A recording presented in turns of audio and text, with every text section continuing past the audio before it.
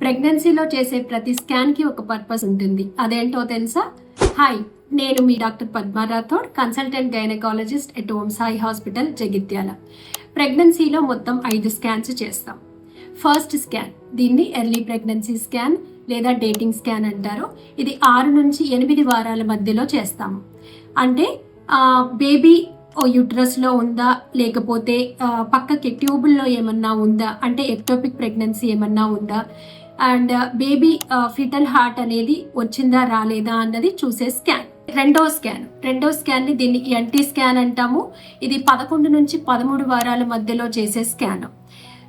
దీనివల్ల మనకు బేబీకి ఏమన్నా వెన్నెముక సమస్యలు ఉన్నాయా, బేబీ నేసల్ బోన్ తయారైందా లేదా, అలాగే తర్వాత ఏమన్నా జన్యుపరమైన లోపాలు ఏమన్నా వచ్చే అవకాశం ఉందా అని చూసి స్కాన్.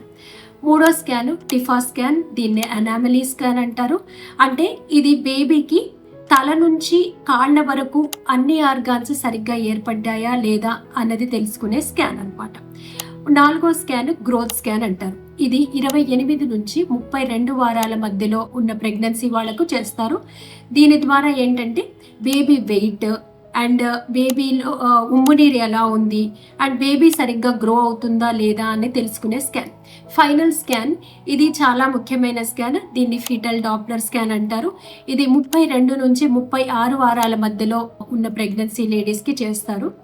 అయితే దీని ద్వారా ఏంటంటే బేబీకి ప్లసెంటా ద్వారా సరిగ్గా రక్తము చేరుతుందా, ఆక్సిజన్ చేరుతుందా అని తెలుసుకునే స్కాన్.